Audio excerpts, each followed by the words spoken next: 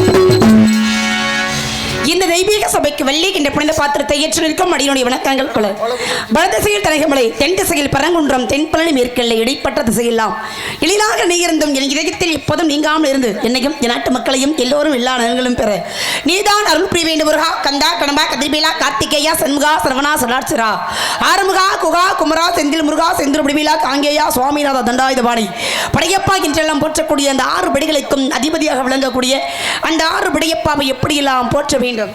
வருவாண்டி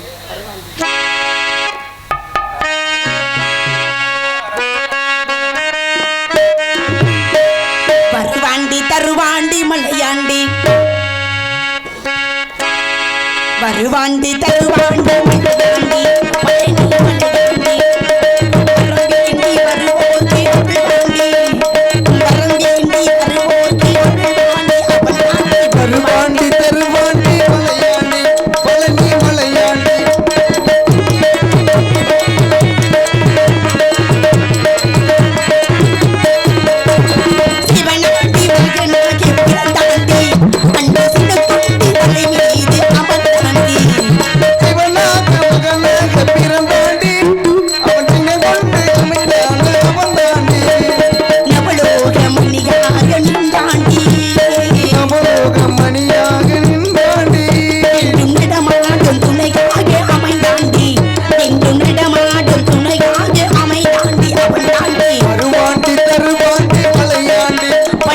மலையாண்டி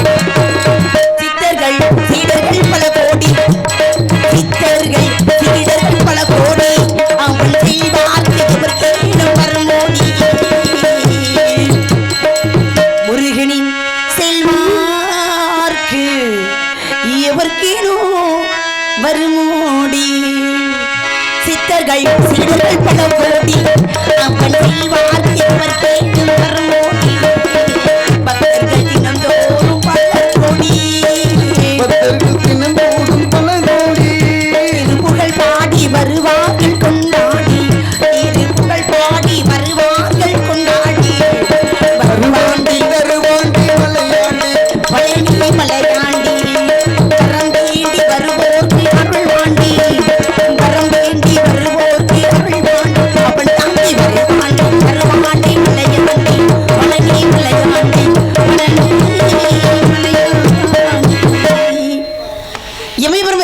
எங்கெங்க மாலி என்ற எழிலான சக்தி மாதா அமைதிவளை கண்டவளை அழகு உருவம் கொண்டவளை அன்னை முத்துமாரிமையே இமையாளும் தேவியே ஏகாந்த நாயகி காளி நீலி திரிசூலி என்றெல்லாம் சொல்லக்கூடிய அந்த அத்தனை அவதாரங்களுக்கும் சொந்தக்காரியான அதிபரா சக்தி வணங்க வேண்டும். வணங்கி பின் நமது பணிக்கு செல்ல வேண்டும்.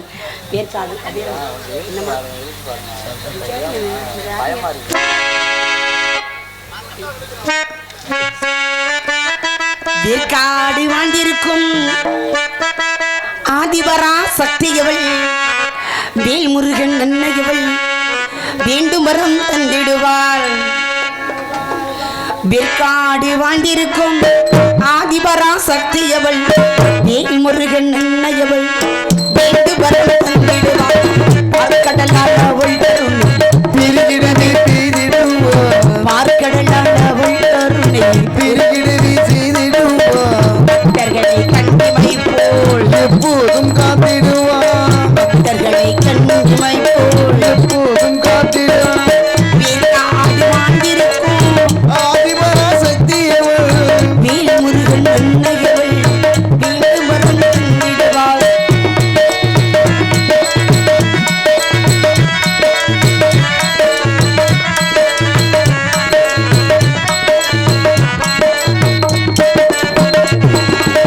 தீராத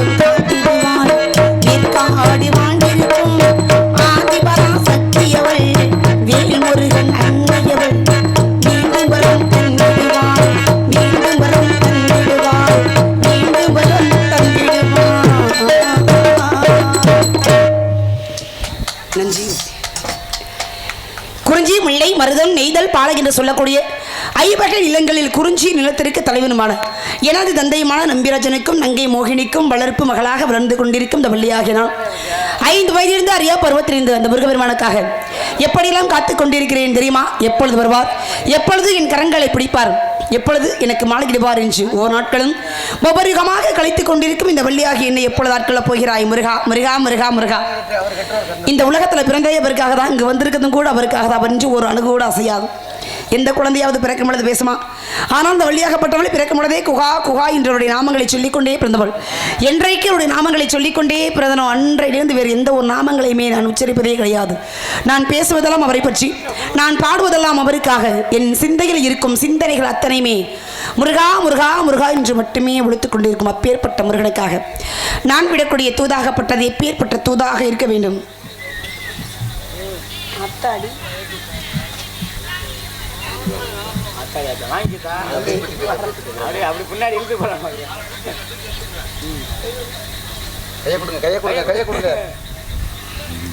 பேரு என்ன? மினோவா? சாய் பிரணவ்.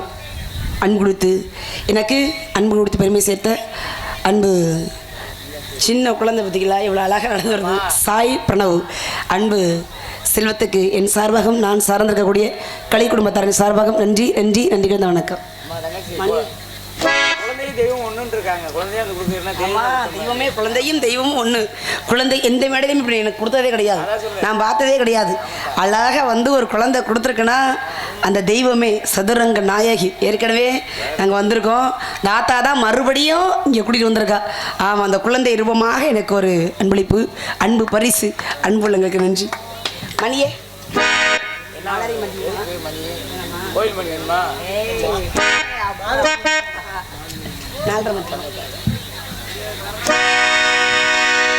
மணியே மணி கோயிலே மாலையிலங்கதிரழகே கொடியே கொடிமலரே கொடியிடையில் அழகிழகே தொட்டையிடும் பூமனுக்கும் துளிக்கரமோ தொடையினுக்கும் பூமர பாவை நீயடி இங்கு நான் பாடும் பாமர பாடல் இல்லடி.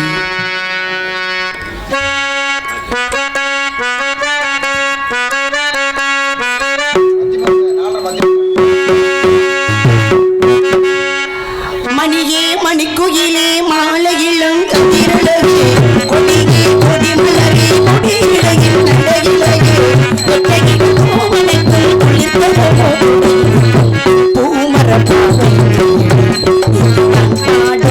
பாமர பாடல் மணியே மணிக்குயிலே மாலையிலும் கதிரழகே கொடியே கொடிமலரே கொடியிடையில் அழகிழகே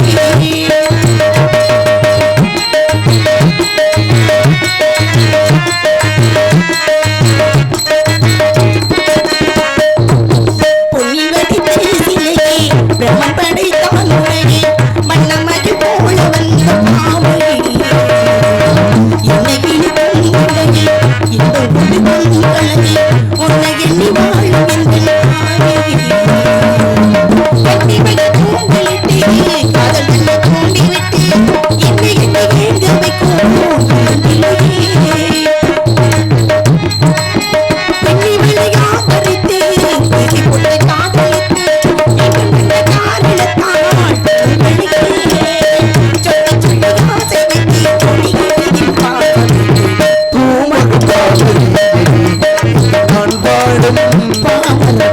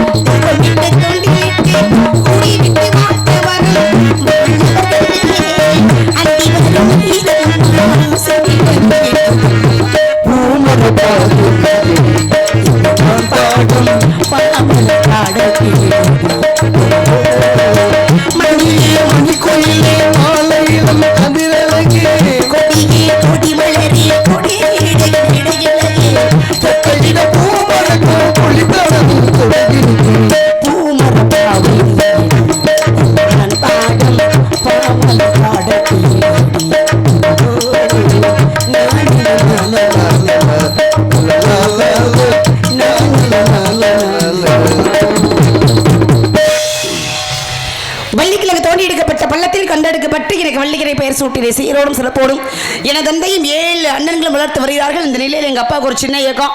என்ன ஏக்கம் அப்படின்னா, பிறந்தது எல்லாமே ஆம்பளை பிள்ளையில பிறந்துருச்சான் அப்படின்னு ஒரு ஏக்கம். இங்கே உங்கள் முன்னால் வள்ளியாக தோன்றும் ராதாஸ்ரீ அவர்களுக்கு நமது கிராமத்தின் சார்பாக பொன்னாடி புதுச்சேரி.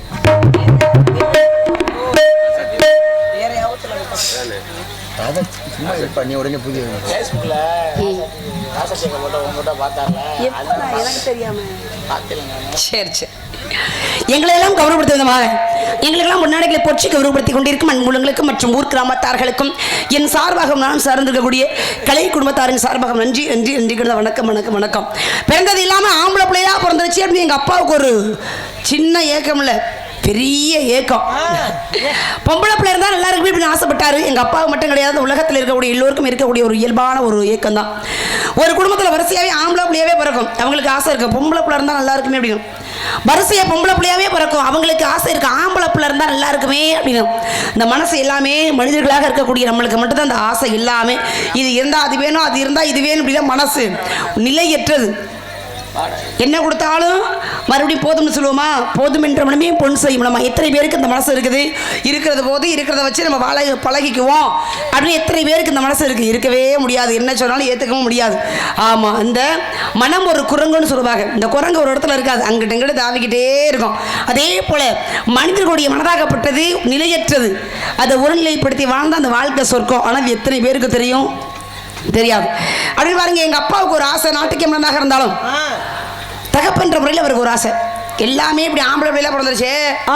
ஆமா, பொம்பளை பிள்ளை இருந்தா நல்லா இருக்குமே அப்படின்னு ஒரு ஆசை. ஆமா, எல்லா அப்பாவுக்குமே இந்த ஆசை இருக்கு. பாருங்க, 1000 ஆம்பளை பிள்ளை இருந்தாலும் அழகரு குடும்பத்துல பொம்பளை பிள்ளை இருக்கிற மாதிரி வராது. குடும்ப குத்து விளையாட்டு யாரை சொல்லுவாங்க?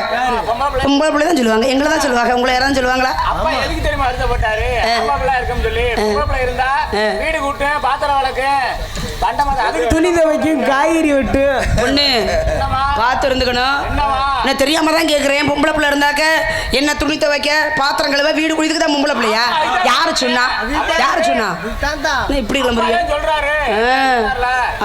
இதனாலதான் நினைச்சிருக்காரு மும்பிட்டு ஆம்பளை பிள்ளையிலும் பிறந்து வீணா போயிருச்சு. ஆமா, நம்மளுக்கு அழகான பெண் குழந்தை தான் நல்லா இருக்குமே, இதனாலதான் வேண்டிக்கிட்டார். இதை இப்படி எல்லாம் பேசினா எப்படி இருக்கும்? நல்லா இருக்குமா? முதல்ல பொம்பளை மகாலட்சுமி, முதல்ல பொம்பளை பிள்ளை பிறந்தா என்னங்க பேர் வைக்கிறாங்க? மகாலட்சுமியே நம்ம வீட்டுக்கு வந்திருக்கு அப்படின்னு சொல்றாங்க. ஆம்பளை பிள்ளை பிறந்தா அப்படி சொல்றாங்களா? யாராவது சொல்றாங்களா? அப்படி கிடையாது. பொம்பளை பிள்ளை மகாலட்சுமி. அந்த மகாலட்சுமிய எப்படி நீங்களாம் வரவேற்கணும் தெரியுமா? எப்படி தாங்கணும் தெரியுமா? போயிட்டு நீங்க என்ன பண்றீங்க? பாத்திரம் விளக்க பொம்பளை பிள்ளை, வீடு கூட்ட பொம்பளை பிள்ளை, உங்களை எல்லாம் வச்சிருக்காங்க. முதல்ல என் தங்கச்சி ஏன் ஆம்பளை பிள்ளை செய்யக்கூடாதுன்னு என்னமோ சொல்ல வரேன். இல்ல தங்கச்சி, அப்ப நம்ம அப்பா வந்து நீ பிறந்த அன்னைக்கு மகாலட்சுமியே வந்திருக்குன்னு நினைச்சாரா? ஆமா, நான் மகாலட்சுமியே. அப்பா வந்து அழகான, உங்களுக்கு எல்லாம் பொக்கிஷம், உங்களுக்கு எல்லாம் தெரியல, பாதுகாக்க தெரியல, பொக்கிஷமா உங்கள்ட்ட கொண்டாந்து தெரியுது. எங்க அப்பே மகாலட்சுமியே போட்டால கூட பாத்துருக்க மாட்டாருன்னு.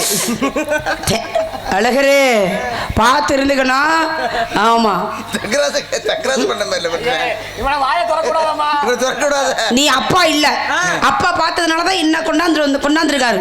நீ பார்த்ததுல இந்த மாதிரிலாம் பிள்ளைய வச்சுக்கலாமா? குடும்பத்துல என்ன முடியாண்டேன்னு வச்சுக்கலாமா? உன்னையெல்லாம் என்ன வச்சு கொண்டதே தெரியலடா உனக்கு. இல்ல, குதிரை மிதிச்சது சரிதான்டா, சரிதான்டா உனக்கு. நேற்றுக்கு நான் ரொம்ப இறக்கப்பட்டேன் உன் மேல. நேற்றுக்கு புள்ள காலில் குதிரையை மிதிச்சிருச்சு அப்படின்னு வாயில மிதிச்சிருக்கணும். இருக்கட்டும் இருக்கட்டும். சரி,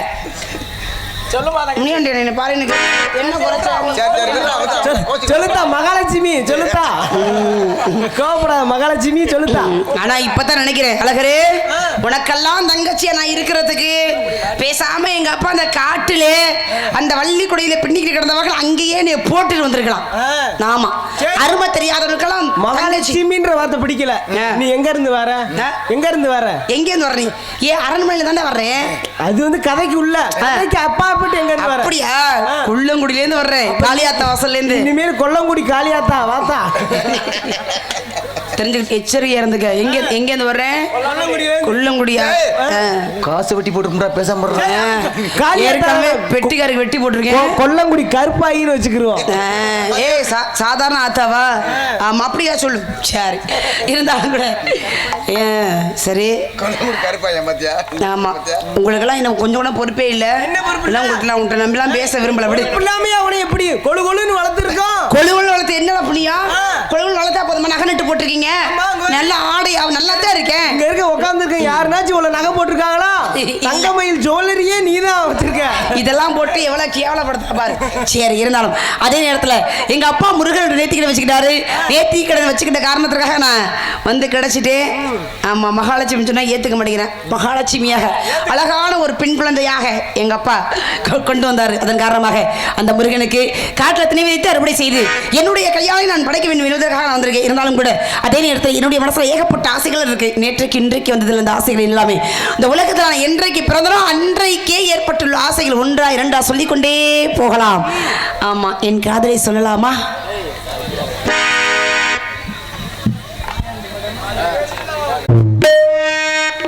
மாதுளம் கனியே நல்ல மலர்வன குயிலே மரகத மணியே என்னும் மயில் இளமயிலே மாறன் கணை போடும் வெளியே இளமாலை தண்ணில் பாடும் மொழியே மாறன் கணை போடும் வெளியே இளமாலை தண்ணில் பாடும் மொழியே